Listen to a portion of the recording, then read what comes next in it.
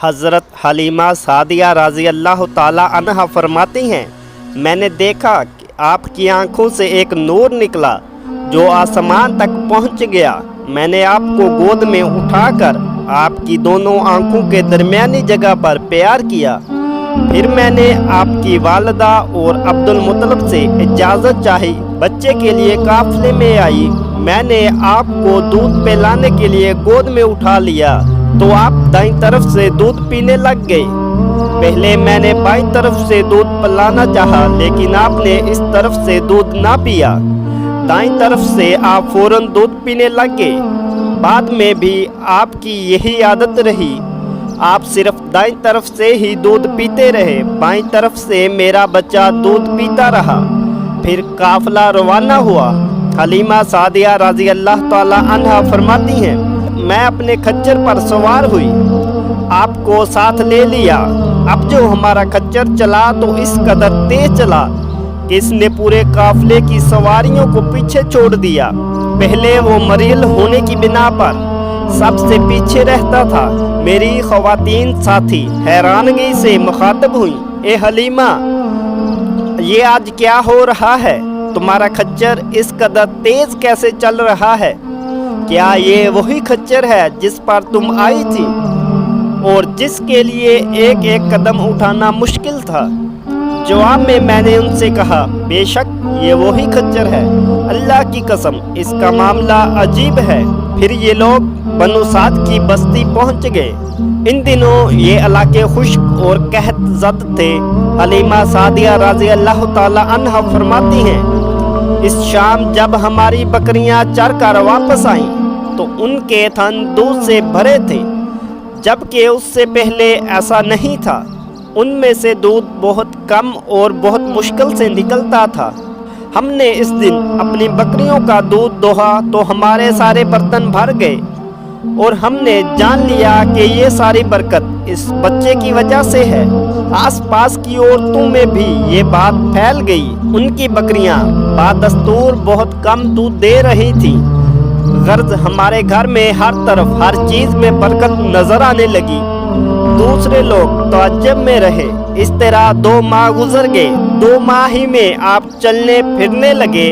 آپ 8 ماہ کے ہوئے تو باتیں کرنے لگے اور آپ کی باتیں سمجھ میں آتی تھیں۔ 9 ماہ کی عمر میں تو آپ بہت صاف گفتگو کرنے لگے۔ اس دوران آپ کی بہت سی برکات دیکھنے میں آئی۔ حلیمہ سعدیہ فرماتی ہیں، جب میں آپ کو اپنے گھر لے آئی تو بنو سعد کا کوئی گھرانہ ایسا نہ تھا جس سے مشک کی خوشبو نہ آتی ہو۔ اس طرح سب لوگ آپ سے محبت کرنے لگے۔ جب ہم نے آپ کا دودھ چھڑایا تو آپ کی زبان مبارک سے یہ الفاظ نکلے، اللہ تعالیٰ بہت بڑا ہے، اللہ تعالیٰ کے لیے بے حد تعریف ہے اور اس کے لیے صبح شام پاکی ہے۔ پھر جب آپ صلی اللہ علیہ وآلہ وسلم 2 سال کے ہو گئے تو ہم آپ کو لے کر آپ کی والدہ کے پاس آئے۔ اس عمر کو پہنچنے کے بعد بچوں کو ماں باپ کے حوالے کر دیا جاتا تھا۔ ادھر ہم آپ کی برکات دیکھ چکے تھے اور ہماری آرزو تھی کہ ابھی بھی آپ کچھ اور مدت ہمارے پاس رہیں۔ چنانچہ ہم نے اس بارے میں آپ کی والدہ سے بات کی۔ ان سے یوں کہا کہ آپ ہمیں اجازت دیجیے کہ ہم بچے کو 1 سال اور اپنے پاس رکھیں۔ میں ڈرتی ہوں کہیں اس پر مکہ کی بیماریوں اور آب و ہوا کا اثر نہ ہو جائے۔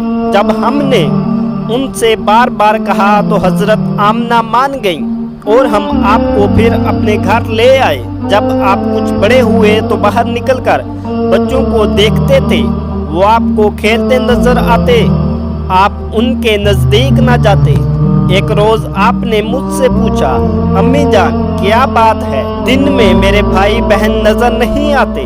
آپ اپنے دودھ شریک بھائی عبداللہ اور بہنوں کے بارے میں پوچھ رہے تھے۔ حلیمہ رضی اللہ تعالی عنہا فرماتی ہیں، میں نے آپ کو بتایا کہ وہ صبح سویرے بکریاں چرانے جاتے ہیں، شام کے بعد گھر آتے ہیں۔ یہ جان کر آپ صلی اللہ علیہ وآلہ وسلم نے فرمایا، تب مجھے بھی ان کے ساتھ بھیج دیا کریں۔ اس کے بعد آپ اپنے بھائی بہنوں کے ساتھ جانے لگے۔ آپ خوش جاتے اور واپس آتے۔ ऐसे में एक दिन मेरे बच्चे खौफजदा अंदाज में दौड़ते हुए आए और घबरा कर बोले, अम्मी जान जल्दी चलिए वरना भाई मोहम्मद ख़त्म हो जाएंगे। ये सुनकर हमारे तो होश ही उड़ गए।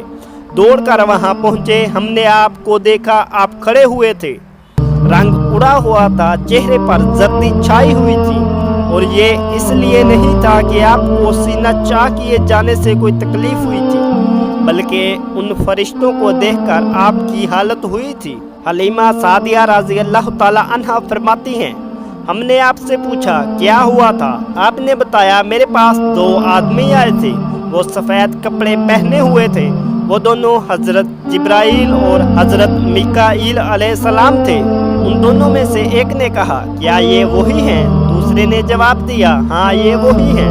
हलीमा सादिया रज़ी अल्लाह ताला अन्हा फरमाती हैं, फिर हम आपको घर ले आए। इस वक्त मेरे शोहर अब्दुल्ला बिन हारिस ने मुझे कहा, हलीमा मुझे डर है कहीं इस बच्चे को कोई नुकसान ना पहुंच जाए, इसलिए इसके घर